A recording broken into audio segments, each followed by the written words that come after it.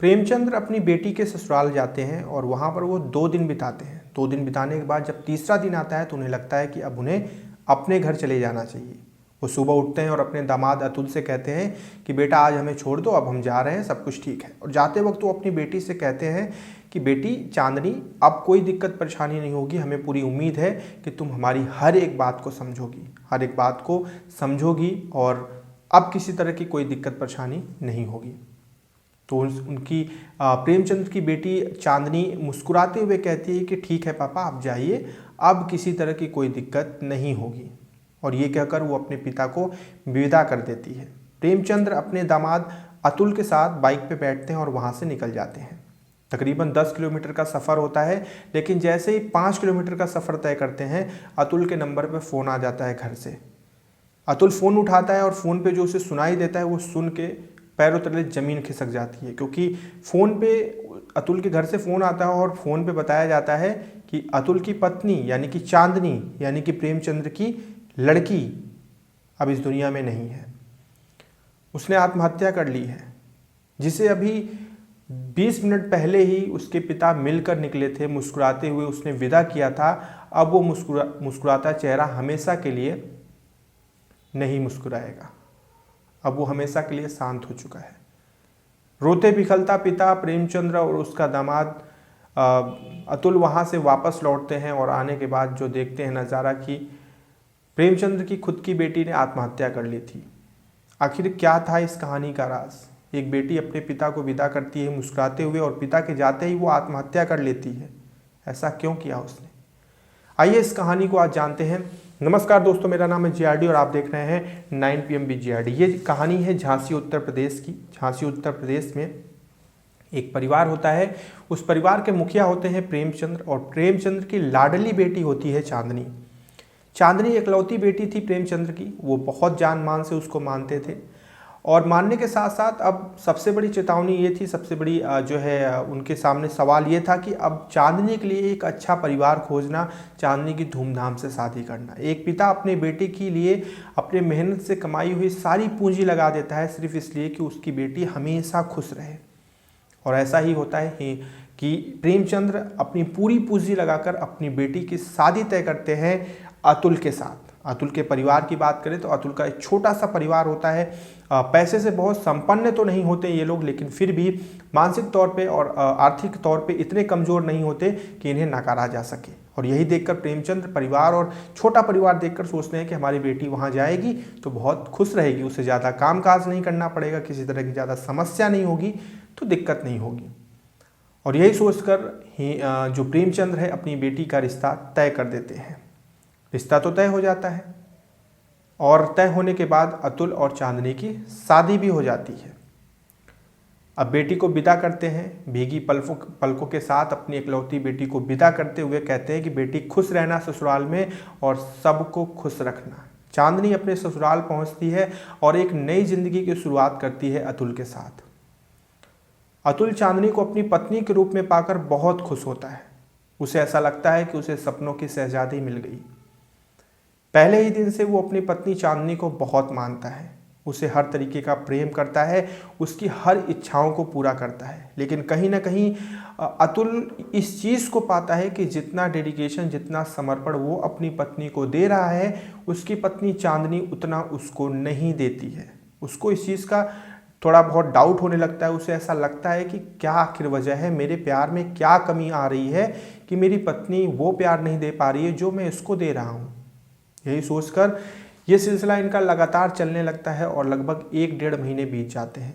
अतुल एक दो बार स्पष्टीकरण लेने की कोशिश भी करता है, चांदनी से पूछता भी है कि क्या कोई दिक्कत परेशानी है, क्या कोई तकलीफ है तो तुम हमें बताओ, क्योंकि हम तुम्हें उतना, जितना हम तुम्हें अपना प्यार दे रहे हैं उतना तुम मुझे क्यों नहीं दे पा रही हो। चांदनी इस बात पे भड़क जाती है और कहती है कि मैं करती हूँ, आपको भले ही ना लगता हो लेकिन मैं करती हूँ।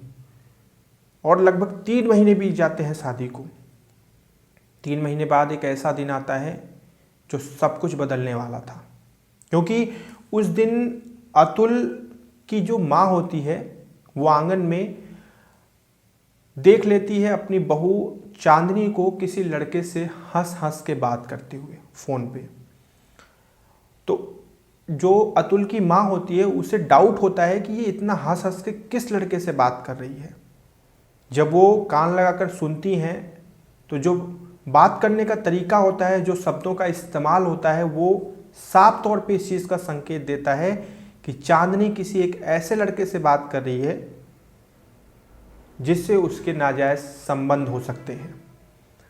और ये चीज़ चांदनी की सास यानी कि अतुल की माँ अतुल से बता देती है कि बेटा ऐसी ऐसी बात है, मुझे लगता है कि बहू किसी से बात करती है।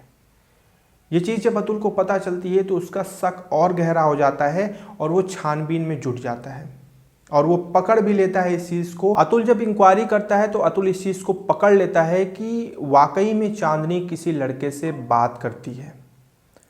और अतुल ये पाता है कि ये जो लड़का है ये शादी से पहले था, मतलब शादी से पहले से ही चांदनी के जीवन में एक लड़का है जो कि चांदनी का प्रेमी है और चांदनी उसकी प्रेमिका है। इसके बावजूद भी शादी में वो अपने पति अतुल को धोखे में रख रही थी। जब ये बात पता चलती है तो अतुल टूट जाता है। वो इस चीज़ की शिकायत सीधे चांदनी के पिता से करता है, प्रेमचंद से। चांदनी के जब मायके वालों को ये चीज़ पता चलती है तो उस वक्त प्रेमचंद्र चांदनी को अपने घर बुला लेते हैं। मतलब चांदनी अपने मायके चली जाती है, वो अपने दामाद अतुल से कहते हैं कि बेटा हमें थोड़ा सा वक्त दो, चांदनी को यहाँ भेज दो, हम उसे समझा बुझा देंगे, अब वो ऐसी गलती कभी नहीं करेगी। चांदनी अपने मायके जाती है और मायके जाने के बाद तकरीबन वो अपने मायके 1 महीने तक रहती है। 1 महीने तक वहाँ रहने के बाद पिता उसे समझाते हैं, बुझाते हैं, उसकी माँ उसे समझाती है, घर के जो और सदस्य होते हैं वो सब समझाते हैं कि बेटा तुम्हारा घर बस चुका है, तुमने अपने पुराने समय में क्या किया हमें कोई मतलब नहीं है, लेकिन अब उन सारी चीज़ों से दूर हो जाओ क्योंकि अब तुम्हारा घर बस चुका है, अब जिसके साथ हो उसके साथ ईमानदारी से रहो। ये कहते हैं तो चांदनी कहती है ठीक है, और ये कह के फिर चांदनी को विदा कर दिया जाता है। चांदनी वापस से अपने ससुराल आ जाती है, लेकिन वहाँ पर अतुल उससे जो है कस्में खिलवाता है, उससे बहुत सारी चीज़ें करवाता है कि अब तुम सच में सुधर गई हो। तो इस चीज़ को लेकर बाकायदा आश्वासन देती है चांदनी और कहती है कि देखो जो मेरा मोबाइल था वो मैं अपने मायके छोड़ के चली आई, इसलिए अब कोई रास्ता नहीं बचता बात करने का, अब मैं बात नहीं करूँगी, अब मेरे अंदर सुधार आ चुका है, अब जो था वो था, अब हमसे कोई मतलब नहीं है। तो अतुल को काफ़ी हद तक विश्वास हो जाता है चांदनी के ऊपर। वो भी सारी चीज़ों को भुलाने की कोशिश करता है कि चलो सारी चीज़ें भूल जाते हैं, लेकिन उसके अंदर एक घाव आ चुका था जिसकी वजह से उसे थोड़ा वक्त लगता कि थोड़ा वक्त और लगेगा, हम चीज़ें सही कर लेंगे। और इसके बाद तकरीबन 1 महीने ऐसे ही बीत जाते हैं। 1 महीने तक बीतने के बाद फिर एक दिन ऐसा आता है जो सबसे बड़ा काल साबित होता है, क्योंकि जैसा कि चांदनी ने कहा था कि वो अपना फ़ोन मायके छोड़ कर आई है, अब वो बात नहीं करती, उसने झूठ बोला था। उसके पास एक दूसरा फ़ोन था जो कि अतुल रंगे हाथ पकड़ लेता है बात करते हुए। और जब अतुल पकड़ता है तो सबसे पहला प्रश्न यही आता है कि ये मोबाइल कहाँ से आई। चांदनी के पास कोई खास जवाब नहीं होता है, कोई इधर उधर करने लगती है। अतुल समझ जाता है कि चांदनी के अंदर कोई बदलाव नहीं आया और वो पिछले कई समय से उसको सिर्फ और सिर्फ बेवकूफ़ बना रही है, ईमानदारी का सिर्फ एक ढोंग रच रही है और कुछ नहीं। अतुल इस बार फ़ोन करता है प्रेमचंद्र को और कहता है कि ये आखिरी मौका है, देखिए आप लोगों को कहे अनुसार मैंने स्वीकार की सारी चीज़ों को, मैं पास्ट की सारी चीज़ों को मैं भूल गया, लेकिन इसका ये मतलब नहीं है कि आपकी बेटी बार बार गलती करे और ऐसी गलती करे जो क्षमा योग्य ना हो। प्रेमचंद्र को जब पता चलता है तो वो समझ जाते हैं कि अब इस मामले को और ज़्यादा गंभीरता से लेने की आवश्यकता है। प्रेमचंद्र कहते हैं कि ठीक है बेटा, मैं खुद आ रहा हूँ वहाँ पर। और प्रेमचंद्र जाते हैं और लगभग 2 दिन तक अपने बेटी के घर पे रहते हैं और 2 दिन तक अपनी बेटी को लगातार समझाते हैं इस चीज़ को लेकर। और समझाकर वो तीसरा दिन आता है जब वो वहाँ से निकलते हैं और ये कह के निकलते हैं कि बेटा परेशान ना होना, ठीक है, अब ऐसी कोई भी चीज़ मत करना जिससे दिक्कत हो। और वो ये चीज़ कहते हैं और इधर चांदनी भी उनको आश्वासन देती है, मुस्कुराते हुए कहती है ठीक है पापा जाइए, अब ऐसी कोई दिक्कत नहीं होगी।